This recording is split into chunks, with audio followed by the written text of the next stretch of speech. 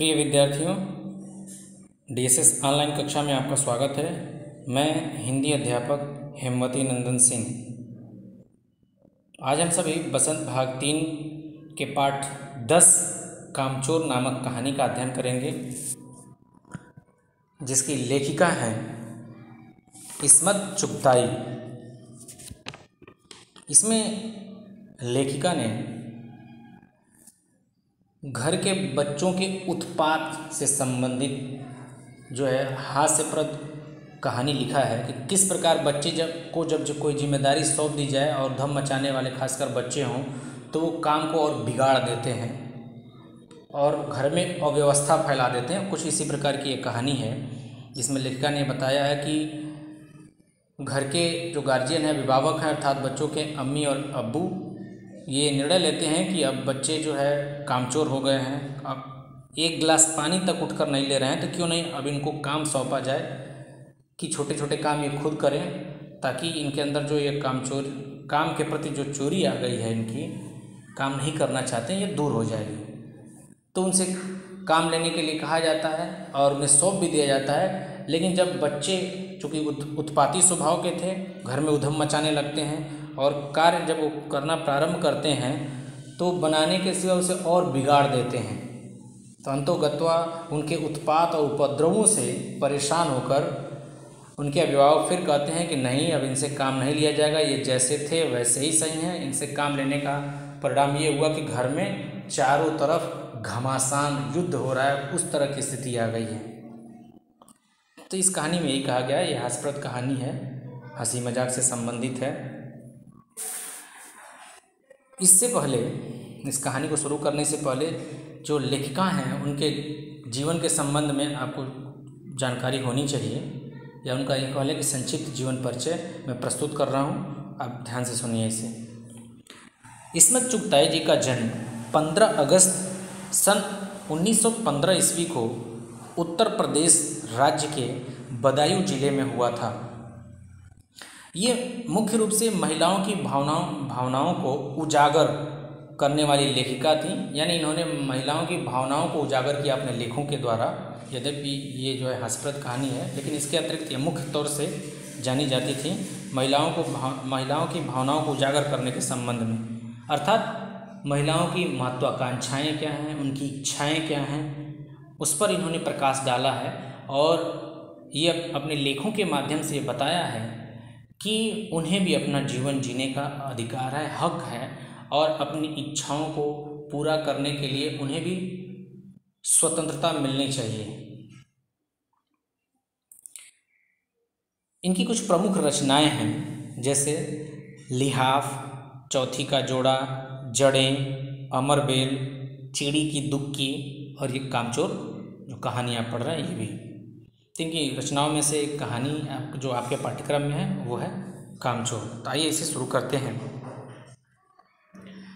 बड़ी देर के वाद विवाद के बाद यह तय हुआ कि सचमुच नौकरों को निकाल दिया जाए। आखिर ये मोटे मोटे किस काम के हैं, हिलकर पानी नहीं पीते, इन्हें अपना काम खुद करने की आदत होनी चाहिए, कामचोर कहेंगे।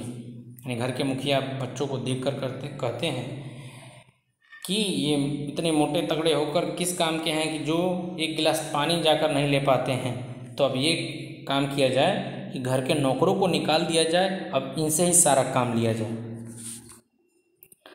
तुम लोग कुछ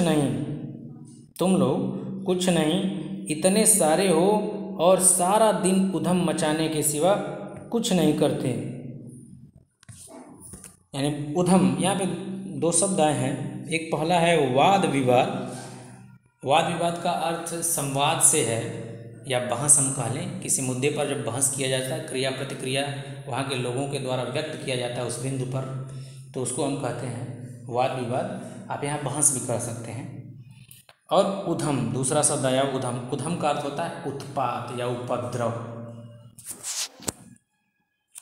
आगे देखिए,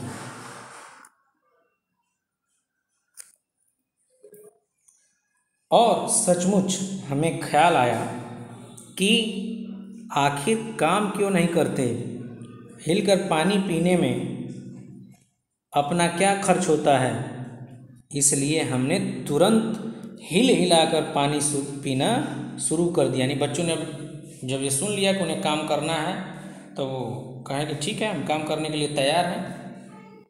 हिलने में धक्के भी लग जाते हैं और हम किसी के दबैल तो नहीं कि कोई धक्का दे और सह जाए। तात्पर्य है जब हम कोई काम करेंगे तो भाई कुछ किसी को ठेस भी पहुंच सकती है, तो हम किसी के दबैल का मतलब दब्बू किस्म के, हम दब्बू किस्म के नहीं हैं कि जो कुछ भी कहा जाए और हम सह लें, हम उसका जवाब देंगे। ठीक है, अब देखिए आगे क्या होता है। लीजिए, पानी के मटकों के पास ही घमासान युद्ध हो गया। घमासान का मतलब भयंकर भयानक युद्ध हो गया। सुराहियाँ उधर लुढ़की, मटके इधर गए, कपड़े भीगे सो अलग। अब जब ये कहा गया कि बच्चों से काम लिया जाएगा, काम को सौंपने की जिम्मेदार बात आई, तो सभी बच्चे जो है अब दौड़ कर गए और अपना अपना काम स्वीकार करने लगे। कोई जो है सुराही लेकर दौड़ा, कोई मटके के पास मटके लेकर भागने लगा तो वो उधर लुढ़का, किसी कपड़े वहीं भीग गए, भीगे पड़े। तब उत्पात उपद्रव अब शुरू हो गया। अब क्या होता है आगे देखिए। यह भला काम करेंगे। अब उनको देखकर कि अम्मा कहती हैं कि ये काम करेंगे, इनका जैसे भगदड़ मचती है सुराही को लेने के लिए, और फिर मटके, सुराहियाँ और मटकियाँ जब लुढ़क जाते हैं तो उसके इस काम को देखकर माँ कहती हैं कि यह भला काम करेंगे। करेंगे कैसे नहीं, देखो जी, जो काम नहीं करेगा, उसमें ये फरमान जारी किया जाता है कि जो काम नहीं करेगा उसे रात का खाना हरगिज़ नहीं मिलेगा, समझे। यह लीजिए बिल्कुल शाही फरमान जारी हो रहे हैं। अब इसमें दो शब्द आए हैं जिसका अर्थ आपको जानना चाहिए। हरगिज़ यानी कदापि, कभी भी, यानी निश्चित तौर से उसको जो है शाम का खाना नहीं मिलेगा।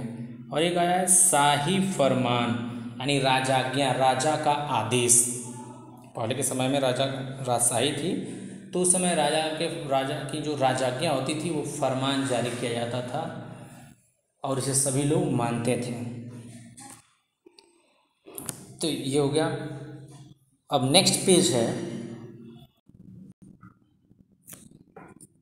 अगला पेज है,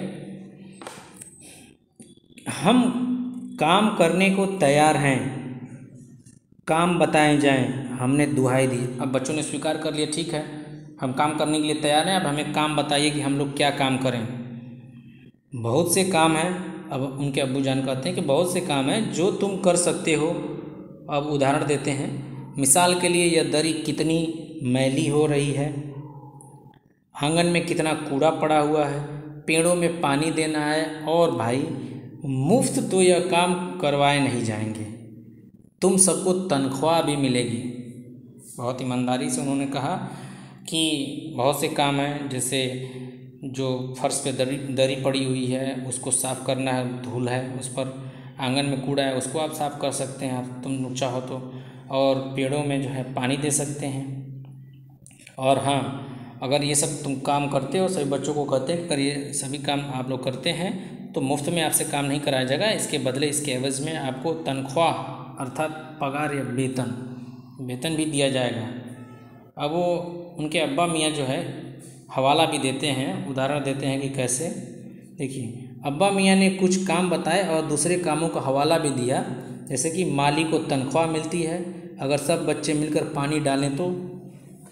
अब जैसे उनके अब्बा कहते हैं कि जैसे माली को तनख्वाह मिलती है उसके, वो जो काम करता है, तो अगर आप सभी मिलकर वो काम करते हैं तो आपको भी तनख्वाह मिलेगी। तो उसी में से कोई कहता है कि अगर सभी बच्चे मिलकर पानी डालें तो आगे देखिए उनकी अम्मी क्या कहती हैं, ऐ खुदा के लिए नहीं, घर में बाढ़ आ जाएगी।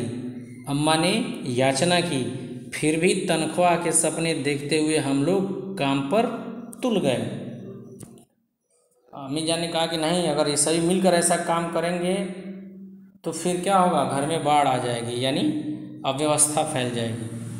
लेकिन सभी बच्चों के मन में यह था कि अगर हम काम करेंगे तो हमें इसके बदले में पगार या वेतन अर्थात तनख्वाह मिलेगा।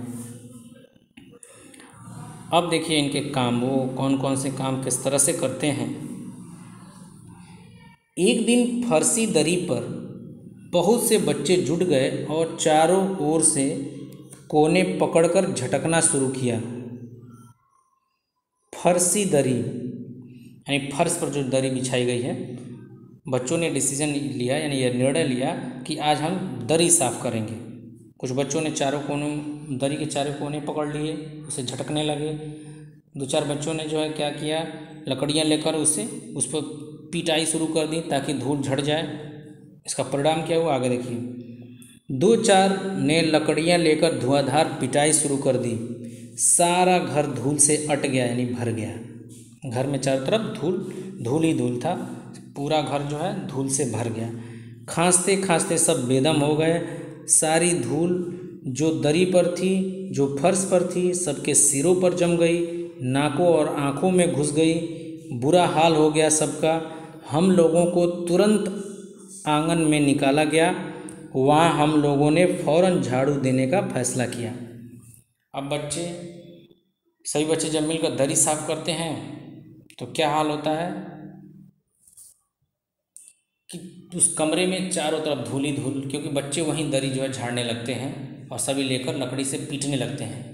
कमरे में धूल भर जाती है, सभी खांसने लगते हैं, सबके बालों पर जो है धूल जम जाती है। तो अब ये डिसीजन लेते हैं बच्चे, ठीक है अब ये काम हो गया, अब इसको छोड़ो, अब दूसरा कोई काम करो। अब वो निर्णय लेते हैं कि हम लोग आंगन में जाकर आंगन की सफाई करते हैं। तो झाड़ू एक था और बच्चे अनेक, तो सभी टूट पड़े झाड़ू पर ही कि पहले हम लेंगे। और इसमें क्या होता है, झाड़ू की सीकें बिखर जाती हैं और जिसके हाथ जितनी सीकें आती हैं उसी से झाड़ना शुरू कर देता है। देखिए क्या होता है।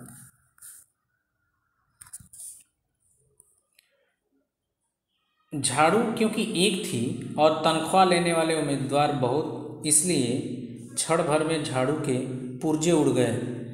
जितनी सीकें जिसके हाथ पड़ी वह उनसे ही उल्टे सीधे हाथ मारने लगा। अम्मा ने सिर पीट लिया, भाई ये बुजुर्ग काम करने दें तो इंसान काम करे। जब जरा जरा सी बात पर टोकने लगे तो बस हो चुका काम। अब उसमें अम्मी जान जब टोकती हैं तो बच्चे कहते हैं कि अब जरा जरा सी बात पे आप टोकेंगे तो हो चुका काम, हमें जो काम सौंपा गया है हमें हमारे तरीके से करने दीजिए। और इनका तरीका बहुत उपद्रवी था, इनका स्वरूप उपद्रवी था। जो काम करना था उसको करने के बजाय उसे और बिगाड़ देते थे और दूसरों को परेशानी होती सो अलग।